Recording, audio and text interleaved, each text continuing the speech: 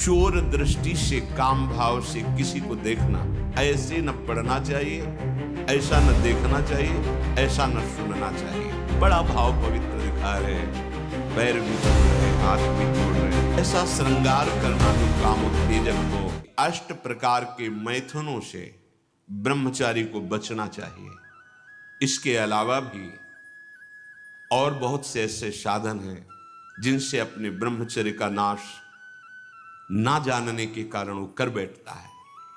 अष्टमैथुनों में पहला बताया गया था, जो हमने पढ़ा, जो हमने सुना, जो हमने चित्र देखा, जो हमने, उससे हमारे अंदर कामोत्तेजना पैदा होती। ऐसे न पढ़ना चाहिए, ऐसा न देखना चाहिए, ऐसा न सुनना चाहिए। दूसरा, जिस शरीर के देखने से हमारे अंदर काम प्रकट होता है, दृष्टि बचाइए, उसके अंग संग से दूर रहिए। कामोत्तेजक गाने, कामोत्तेजक कामिक्षाद ये मत पढ़िए। तीसरा, जिन शरीरों के प्रति हमारे अंदर काम भाव आता है उनके साथ किसी भी तरह की क्रीड़ा मत कीजिए, हंसी मजाक खेल कूद मत कीजिए। चौथा, चोर दृष्टि से काम भाव से किसी को देखना, अष्टमैथुनों के अंतर्गत। वो तो नहीं देख रहा, पर हम चुप करके उनके अंग प्रत्यंगों को देखकर काम भावना से युक्त हो रहे। पांचवा, एकांत में बैठ करके कामोत्तेजक बात करना। छठवां, ऐसा श्रृंगार करना जो कामोत्तेजक हो, ऐसी चेष्टाएं करना जो आपके ब्रह्मचर्य का नाश करने वाली हो। अश्लील बातें, अश्लील दृश्य, अश्लील कल्पनाएं, अश्लील चेष्टाएं। सातवां, काम भाव का अभिप्राय रख करके बाहरी सादगी दिखाते हुए जिन शरीरों से कामाकर्षण, उनसे संबंध रखना। बड़ा भाव पवित्र दिखा रहे, पैर भी छू रहे, हाथ भी जोड़ रहे, वो अंदर अपनी वासना को पुष्ट कर रहे। आठवां, प्रत्यक्ष में संभोग करना।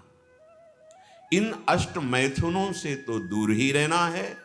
और इन अष्ट मैथुनों के अलावा एक भीषण महामारी की तरह फैला हुआ रोग है जिसे हस्त क्रिया कहते हैं, अंग्रेजी में जिसे मास्टरबेशन कहते हैं। इससे बालकों से लेकर के बड़े तक का ये संहार कर रहा है महामारी। कौन सी महामारी? ये हस्त मैथुन, ये हस्त क्रिया। इससे बढ़कर नाशकारी कोई रोग नहीं है। बहुत ध्यान देने योग्य बातें हैं। आज शर्माया जाता है बातें अपने बच्चों से पूछने में, या अपने शिष्यों को उपदेश देने का यही समय नहीं है। उपासना की नींव तो मजबूत होनी चाहिए, तब तो उपासना का मैल खड़ा रहे। कैसी बातें क्रियाएं कर रहे हो, तुम्हें शर्म नहीं आ रही, गंदे आचरणों में उतर रहे, शर्म नहीं आ रही, और उनका निवारण कैसे होना है, इस बात के सुनने और बोलने में तुम्हें शर्म आ रही, कैसी मूढ़ता छा रही। ये कराल काल के पंजे में फंसा करके जीवित रहने पर भी मुर्दे के समान कर देता है। ये बड़ा दुर्भाग्य हो रहा है कि आज हमारी समाज इससे पीड़ित होती चली जा रही।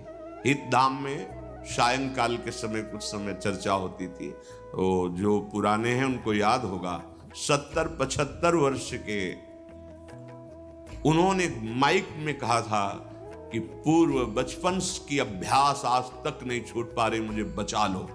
बड़ा आश्चर्य हुआ था कि इतना समय जब इस ब्रह्मचर्य के विषय में चर्चा हुई, उन्होंने सुना, तो वो चूंकि कहीं ना कहीं पवित्रता हृदय में थी, तो बोल पड़े माइक में खड़े होके कि इतनी आयु है पर मैं ऐसी गलती आज भी करता हूं, अब मुझे बचा लो। इस महारोग का आना सहज है, पर इससे पिंड छुड़ा लेना बहुत ही कठिन है। किसी डॉक्टर की ना किसी दवा की कोई सामर्थ्य नहीं इसको छुड़ा सके। बहुत गौर से सुनना।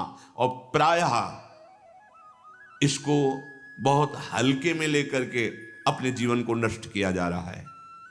ये सबसे बड़ी क्रूरता अपने साथ तुम कर रहे हो। यदि हस्त क्रिया के द्वारा अपनी जीवनी शक्ति को नष्ट कर रहे हो, आपकी नस नाड़ियों से जीवनी शक्ति निचुड़ रही है,